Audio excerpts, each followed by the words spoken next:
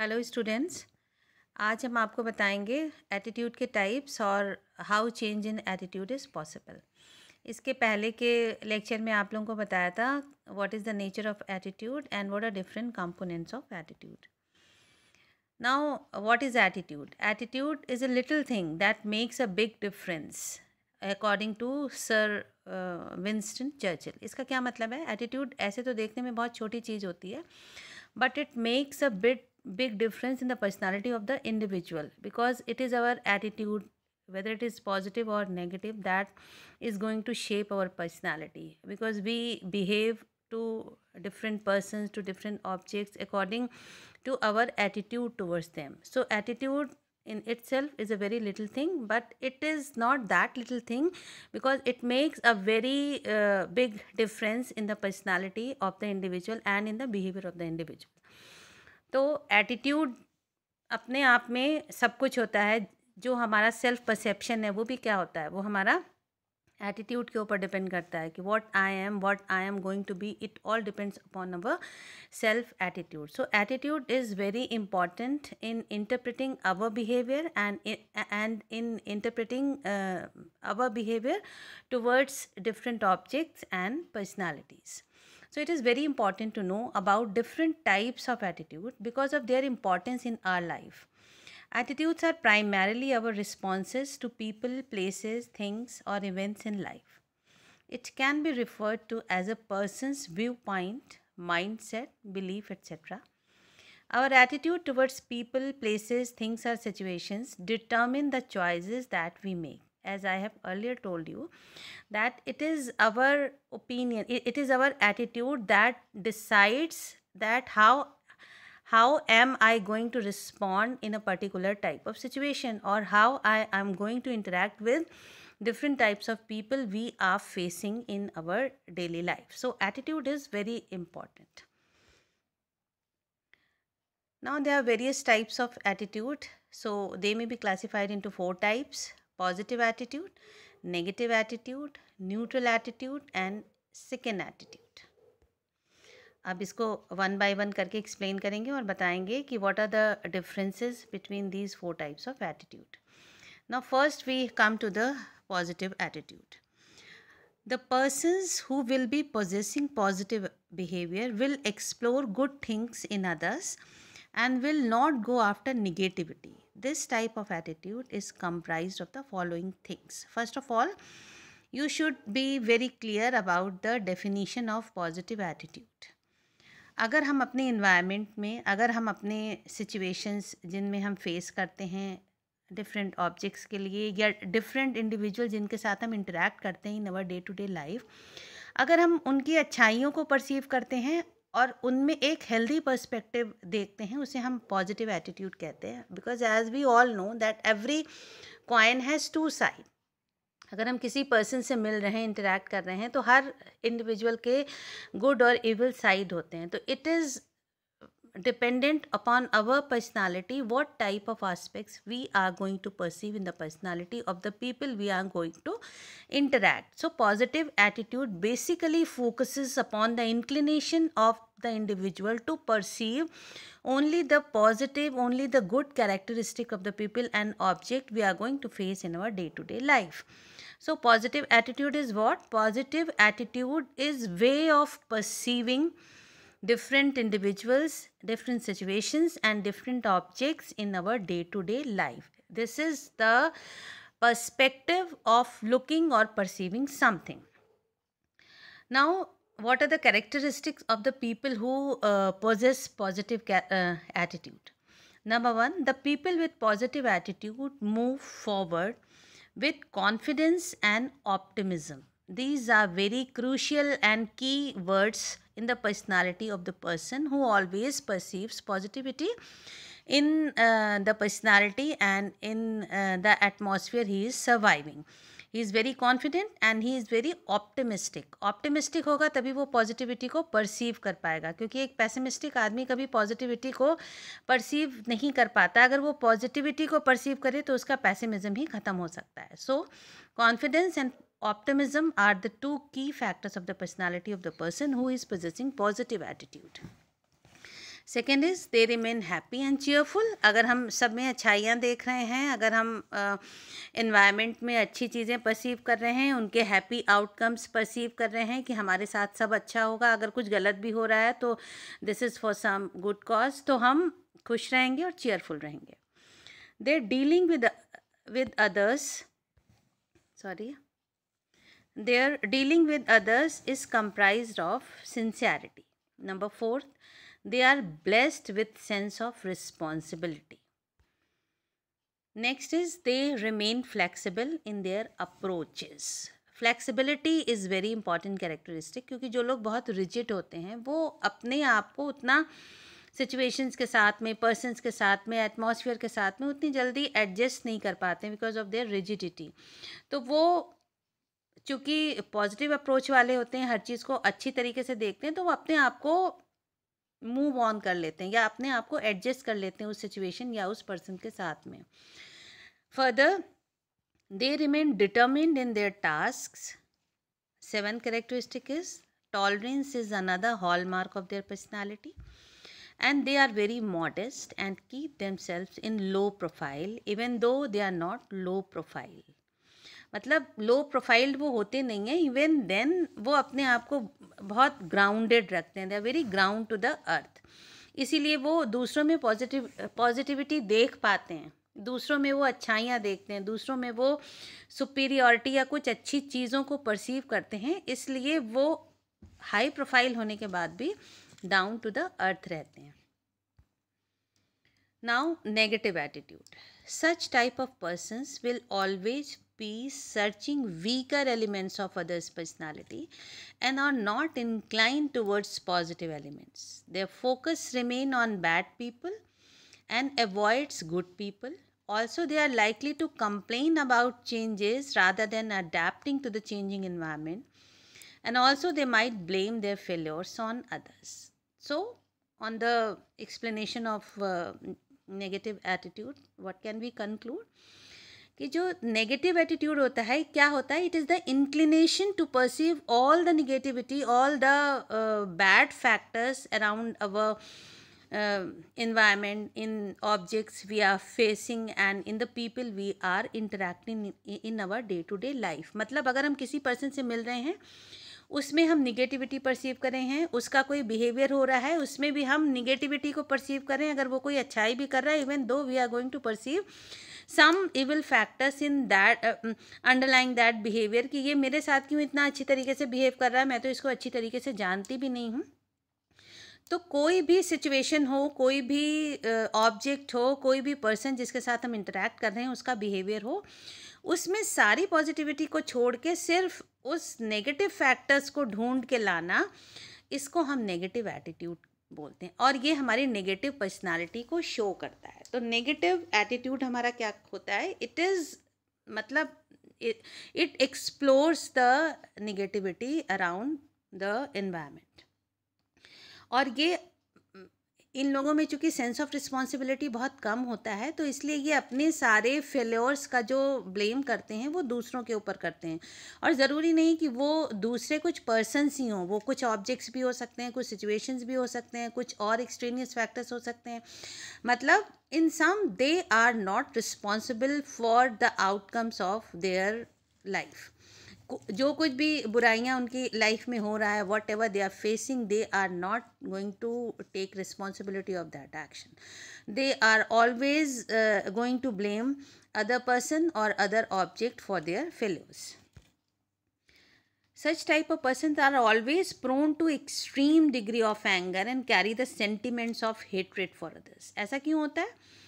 क्योंकि जब वो चारों ओर निगेटिविटी को ही परसीव कर रहे हैं तो उनकी पर्सनालिटी में ऑटोमेटिकली जो उनका एंडोक्राइन सिस्टम है वो इसी टाइप के एंजाइम्स और हार्मोन्स को सेक्रीट करता है जो उनमें एंगर को बढ़ा देते हैं और वो दूसरों के लिए अपने मन में बहुत जेलसी या बहुत हेट्रेड की फीलिंग्स को डेवलप कर लेते हैं. They feel others inferior and hence are suffering a self styled superiority complex. अब चूंकि वो दूसरे को इन्फीरियर समझते हैं, इन्फीरियर दूसरों को क्यों समझते हैं? क्योंकि वो अपने आप को सुपीरियर समझते हैं. तो they are facing with a superiority complex.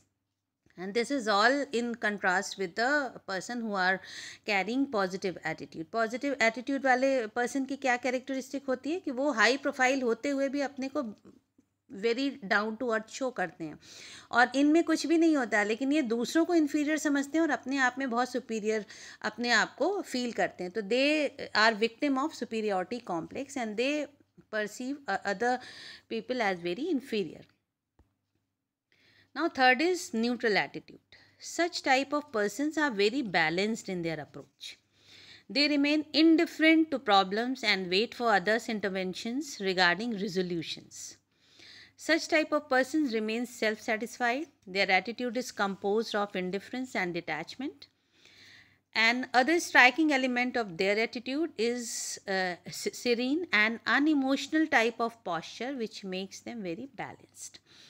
अब इनकी जो पर्सनालिटी होती है, it is neither dominated by positive nor dominated by negative attitude towards something, and this something includes any object, any situation or any person they are going to interact in their day to day life. अब चूँकि वो एक बहुत balanced तरीके से situations को perceive करते हैं, वो बहुत जजमेंटल नहीं होते, इसीलिए पॉजिटिव या नेगेटिव एटीट्यूड की ओर जाते नहीं हैं. They carry a very neutral approach, they carry a very neutral attitude towards a situation and towards a person, hence they are very balanced type of personality.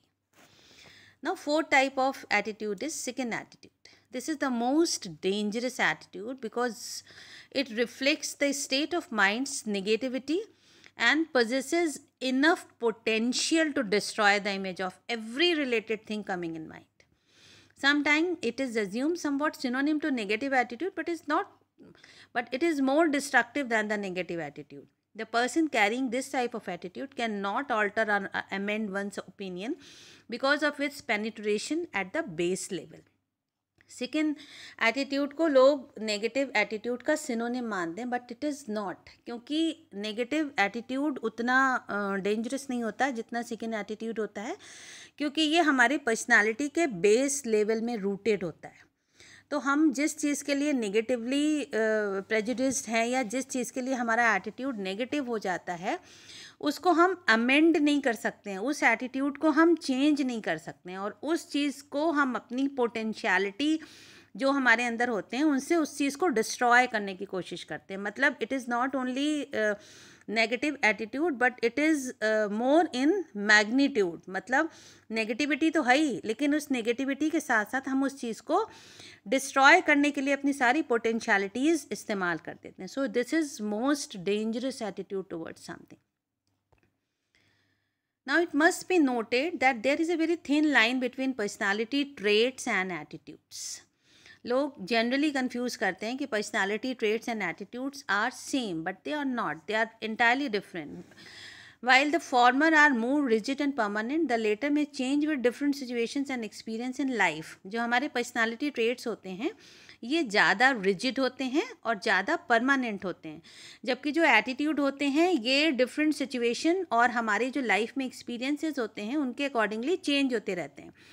मतलब अगर हमारा किसी के प्रति एटीट्यूड पॉजिटिव है, लेकिन हमारी लाइफ सिचुएशन और हमारे उस पर्सन के साथ एक्सपीरियंसेस रिपीटेडली ये बताते हैं कि that person is not beneficial for me. Maybe that person might be very useful for some other person, but as far as my personal experience are concerned, that person is not good for me. तो ये जब repeated इस type के experiences होते हैं तो हमारा attitude उस पर्सन के लिए पॉजिटिव से नेगेटिव हो जाता है. सो एटीट्यूड में change, they are relatively permanent, but our personality traits are permanent. So there is a very thin line between personality traits and attitudes. So attitudes are learned and acquired. Attitude को हम learn करते हैं और ये acquired होते हैं, मतलब हम इन्हें सीखते हैं, इन्हें सीख के हम अपनी पर्सनालिटी का पार्ट बनाते हैं. Also attitude could be explicit और इम्प्लिसिट. अब इम्प्लिसिट एंड एक्सप्लिसिट क्या होता है? इम्प्लिसिट एटीट्यूड्स वो होते हैं जो अनकॉन्शियस लेवल पे होते हैं and we are not aware of that attitude towards something, and those attitudes are reflected in our behaviour, and those behaviour जो हमारे बिहेवियर होते हैं उससे हम इन्फर करते हैं कि हमारा एटीट्यूड उसके लिए पॉजिटिव, नेगेटिव या न्यूट्रल या किस टाइप का एटीट्यूड है. So this is called implicit attitude.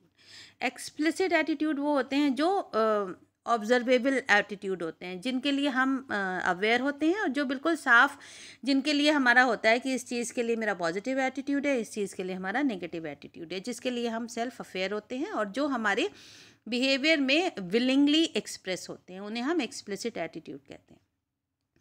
So attitude at an unconscious level that might be unknown to us and it is formed involuntary is referred to as implicit attitude, as I have explained you earlier. On the other hand, explicit attitude refer to the attitude at a conscious level. Implicit attitude might be attributed to past experiences or influences. मतलब जो implicit attitude होते हैं वो frame कैसे होते हैं, हमारे past experiences से और influences से, जिनके लिए हम aware नहीं होते हैं, उनसे हमारे ये implicit attitudes frame होते हैं.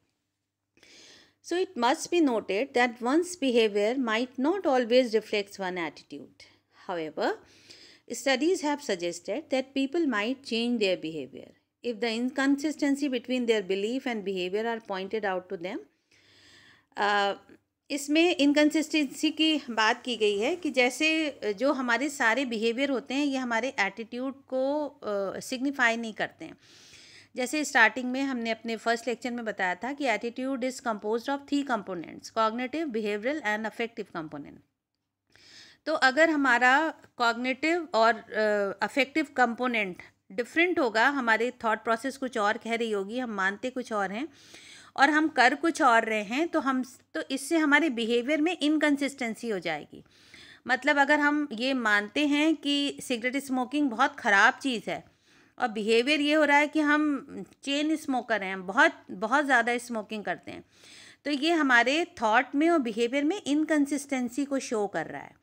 तो जब हमारे बिहेवियर में इस टाइप की इनकन्सिस्टेंसीज होती हैं तो behaviour might change because our attitude towards that object change depending upon the information we are getting from our environment. So in general, a positive attitude is most likely to have a good effect on one's behavior. One would need to change the way he or she thinks, feels or behave. However, changing the way one feels is not that easy. The affective component of attitude is powerful and difficult to control. तो attitude में change हो सकता है, but change in attitude is not very simple, क्योंकि इसके लिए cognitions के basis पर जब हमारे अफेक्ट डेवलप हो जाते हैं, हमारे सेंटिमेंट किसी चीज़ से जुड़ जाते हैं, हमारी फीलिंग किसी चीज़ के साथ जुड़ जाती हैं, तो ये जो सेंटिमेंटल एस्पेक्ट होता है, this is very powerful and it is very difficult to change our sentiment towards something. Because to change our sentiment towards something, we have to change our cognition for that particular object. So attitude change is possible, but it is not that simple. Now, what is attitude change? An attitude is a positive or negative evaluation towards an object. This is the definition of attitude. It expresses individuals liking or disliking towards an object. Attitude towards an object can be changed from time to time. We come across many new experiences and informations which shape or change our existing attitude towards an object. So if we want to change our life, if we want to change our behavior, we should change our attitude.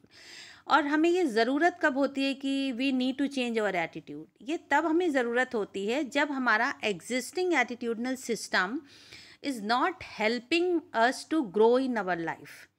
जो हमारा existing attitude है किसी चीज़ के लिए, life के लिए, behaviour के लिए, किसी ऑब्जेक्ट के लिए, जो हमारे कॉग्निशंस हैं, अगर वो हमारा जो एटीट्यूड है हमें ग्रो नहीं करने दे रहा है, तो हमें उसे चेंज करने की ज़रूरत होती है. और अगर सब कुछ अच्छा चल रहा है, हमारी ग्रोथ हो रही है, तो we need not to change our attitude. So we need to change our attitude if our existing attitude is interfering in our growth, in our self-actualization process. So we should change our attitude if we want to change our life in more favorable direction. So attitude change is defined as the process of alterations or modifications in the existing attitude towards an object. इसका क्या मतलब हुआ कि अगर जो हमारा existing attitude है किसी ऑब्जेक्ट के लिए, वो जब ऑल्टर या मॉडिफाई हो जाता है, उसको हम एटीट्यूड चेंज कहते हैं. सिगरेट स्मोकिंग का एग्जाम्पल हम ले रहे हैं। सपोजिंग इसके लिए हमारा बहुत पॉजिटिव एटीट्यूड है सिगरेट स्मोकिंग के लिए, और ये पॉजिटिव एटीट्यूड कहाँ से आया? ये हमारे कॉग्निशन से आया, ये हमारे स्कीमा से आया। स्कीमा क्या होता है? Schema is made of different information which we are receiving from our environment. So our schema directs us what is good and what is bad, and on the basis of this direction of our schema we form certain attitude towards that particular object. तो cigarette smoking में जो हमारे cognitions हैं, जो हमारा schema है, वो बताता है cigarette smoking is good. So we are having a positive attitude towards that cigarette smoking. ये हमारा प्रेजेंट एग्जिस्टिंग एटीट्यूड है टुवर्ड्स स्मोकिंग. अब अगर इसे हम चेंज करते हैं तो this change will be known as attitude change. Supposing अभी हमारा पॉजिटिव चेंज है, पॉजिटिविटी है सिगरेट स्मोकिंग बिहेवियर के लिए, हम मानते हैं ये अच्छा है. तो अगर इस पॉजिटिव एटीट्यूड को हम नेगेटिव में चेंज कर दें, मतलब अभी हम मान रहे हैं कि स्मोकिंग बहुत अच्छी चीज़ होती है, लेकिन फिर बाद में हम ये मानने लगे कि स्मोकिंग बहुत बुरी चीज़ होती है, इसको हम एटीट्यूड चेंज कहते हैं. और ये जो चेंज होता है ये दो टाइप का होता है, एक इनकॉन्ग्रुएंट चेंज, दूसरा कॉन्ग्रुएंट चेंज. और इनमें डायरेक्शन और मैग्नीट्यूड का अंतर होता है. इनकॉन्ग्रुएंट चेंज को डायरेक्शनल चेंज भी कहते हैं, क्योंकि इसमें हम पॉजिटिव से नेगेटिव या नेगेटिव से पॉजिटिव की ओर आते हैं. कॉन्ग्रुएंट चेंज सेम डायरेक्शन में होते हैं.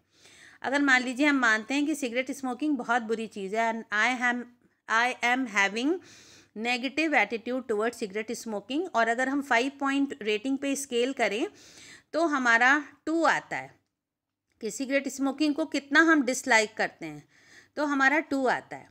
तो अगर ये कॉन्ग्रुएंट चेंज इसमें होगा ना तो ये 2 से 5 की ओर हो जाएगा. मतलब हम सिगरेट स्मोकिंग को डिसलाइक करते थे, लेकिन जब कॉन्ग्रुएंट चेंज हो गया तो वो डिसलाइकिंग और बढ़ गई. या अगर हम किसी चीज़ को लाइक करते हैं तो वो लाइकिंग और बढ़ गई. तो मतलब जो मैग्नीट्यूड में चेंज होता है इन द सेम डायरेक्शन हो रहा है, but in the same direction हो रहा है, एंड डायरेक्शन में चेंज नहीं हो रहा है. Change is occurring in the magnitude of that particular attitude. इसको हम कॉन्ग्रुएंट चेंज कहते हैं. And when the change occurs in the direction, कि डायरेक्शन ही चेंज हो जाता है, पॉजिटिव नेगेटिव हो जाता है, नेगेटिव पॉजिटिव हो जाता है, इसको हम इनकॉन्ग्रुएंट चेंज कहते हैं. इनकॉन्ग्रुएंट का नाम क्यों दिया गया है? क्योंकि ये हमारे एग्जिस्टिंग कॉग्निटिव सिस्टम से मैच नहीं करते हैं. इनकॉन्ग्रुएंट, इनकंसिस्टेंट होते हैं. जैसे स्मोकिंग के लिए अगर हमारा पॉजिटिव एटीट्यूड है तो फिलहाल हमारा कॉग्निटिव सिस्टम क्या बोल रहा है कि स्मोकिंग बहुत अच्छी होती है, स्मोकिंग से रिलैक्सेशन होता है, स्मोकिंग से फ्रेंड्स के बीच में अच्छा इंप्रेशन पड़ता है, स्मोकिंग से मुझे रात में नींद जल्दी नहीं आती है तो मैं लेट नाइट स्टडी कर सकता हूँ. ये सारे पॉजिटिव कॉग्निशंस हैं. अब अगर हमें इसमें चेंज लाना है तो we will have to go against our cognitive thoughts. तो ये जो हमारे एग्जिस्टिंग कॉग्निशंस हैं इनके हमें अगेंस्ट जाना पड़ेगा. उसके लिए हमें क्या करना होगा? हमें नई इन्फॉर्मेशंस एक्सप्लोर करनी होंगी जो कि हमें ये बताएंगे कि सिगरेट स्मोकिंग के क्या क्या नुकसान होते हैं. तो जब तक हम उस चीज़ को इवेल्युएट नहीं करेंगे, मतलब we have to change our cognition for changing the direction of our attitude. That is why this is known as the incongruent changes, जो हमारे एग्जिस्टिंग कॉग्निटिव स्कीमा से मैच नहीं करते, और उसे चेंज करने के लिए we have to change our entire cognitive component of our attitudinal system. So that is why they are known as the incongruent change. Incongruent change, it is a type of attitude change wherein the attitude changes in opposite direction of the existing attitude. For example, a positive attitude becomes a negative attitude or vice versa. This can be depicted as under. Original attitude negative है, okay? This is negative. लेकिन change attitude positive हो जाएगा. यहाँ पे जो आपका original attitude है वो क्या है? पॉजिटिव है, लेकिन जो चेंज एटीट्यूड हो जाएगा वो आपका नेगेटिव हो जाएगा. Excuse me.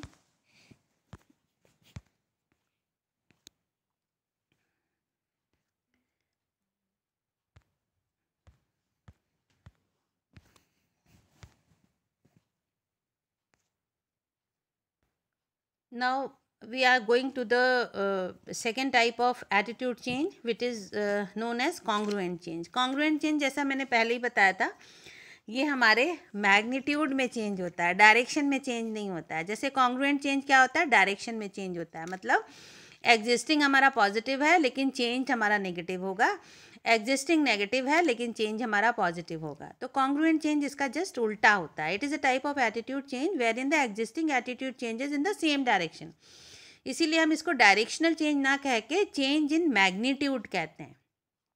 The existing attitude is further strengthened toward the object. For example, a positive attitude becomes more positive and a negative attitude becomes more negative. This can be depicted as under original attitude negative है और increased negativity ये changed attitude हो जाएगा, but it is occurring in the same direction.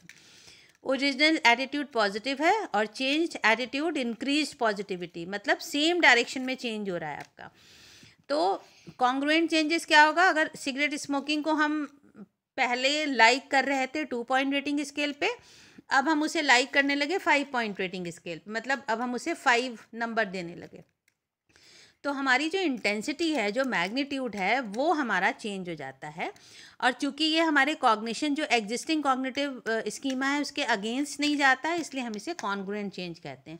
मतलब इसमें change लाने के लिए हमें अपने कॉग्निशन में चेंज नहीं करना है कि सिगरेट स्मोकिंग अच्छी नहीं बुरी होती है, ऐसा कुछ नहीं करना है. बस हमें उसमें और इंक्रीज करना है कि अच्छी होती है और ये बहुत अच्छी होती है. तो it will go with the existing cognitive informations of our schema. तो यहाँ पे क्वेश्चन अराइज करता है कि इनकॉन्ग्रुएंट और कॉन्ग्रुएंट चेंजेस में कौन से टाइप का जो चेंज होता है वो ईजियर होता है. तो कॉन्ग्रुएंट और इनकॉन्ग्रुएंट चेंजेस में जो कॉन्ग्रुएंट चेंजेस होते हैं they are comparatively easier to change as compared to incongruent change. और reason वही है कि incongruent changes में we have to go against our existing cognitive schema, whereas it is not the case in the congruent changes. So this is all for now. Thank you.